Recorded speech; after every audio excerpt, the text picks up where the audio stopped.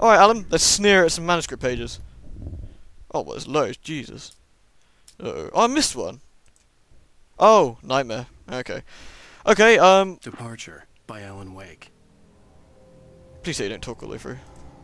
Resume. Wait, what? Oh. The man turned to face me. His face was covered in shadows. It was hard to make him out in the darkness of the forest that surrounded us, but the axe he lifted was plain to see. It glistened with the blood of his victim. He grinned madly. The shadows were alive, distorting his features. It was a scene from a nightmare, but I was awake. Okay, so Alan's clearly going to talk through every single one of these. So what we'll do, I'll put them on. You can listen to them if you want, and if not, you can just stop it if you're not interested. And next episode, get it? See what I did? Yeah. Next episode, next set. We'll go into the gas station and find out what happens. Well, I hope you enjoyed the set. Until then, goodbye. Wait, no. Why am I saying goodbye for? Listen to this. Do. The Taken stood before me. It was impossible to focus on it, as if it stood in a blind spot caused by a brain tumor and eye disease. It was bleeding shadows like ink underwater, like a cloud of blood from a shark bite. I was terrified. I squeezed the flashlight like my life depended on it, willing it to stop coming any closer. Suddenly something gave, and the light seemed to shine brighter. Out of your ass, maybe.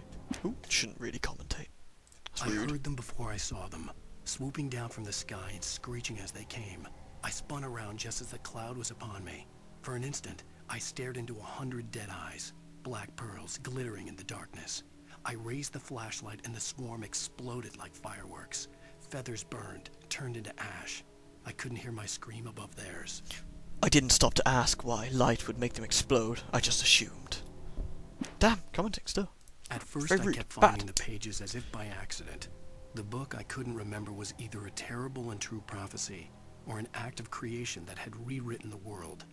I began to hunt the pages feverishly, for they held the answer to the mystery. With it, I could save myself.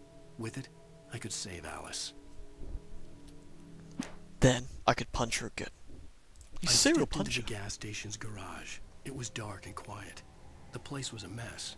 It looked like someone trashed the place, or that there'd been some kind of fight.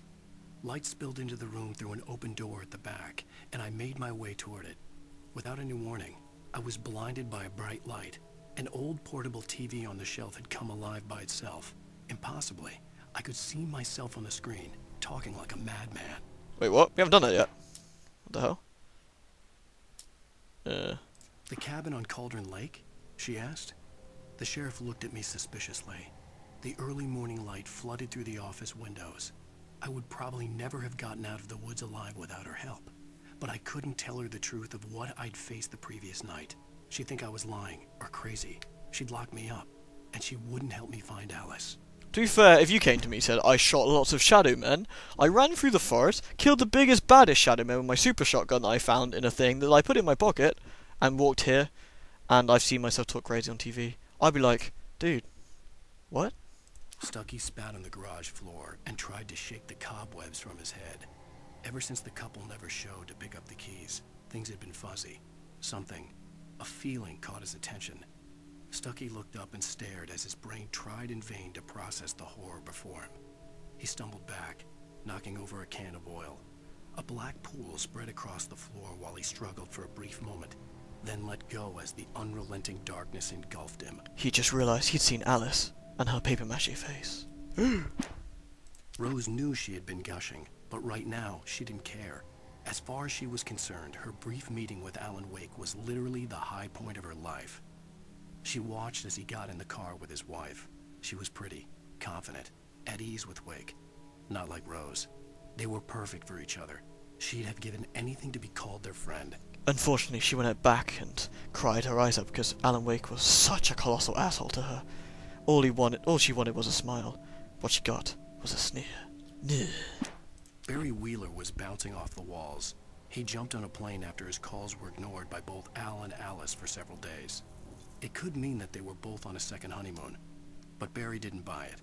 Al had been way too unstable for that, not sleeping, messed up. Barry had years of experience dealing with Alan Wake, and he couldn't ignore it. Something was wrong. And that's it, I think, for pages at the moment, folks. So I hope you enjoyed it, and until next time, goodbye.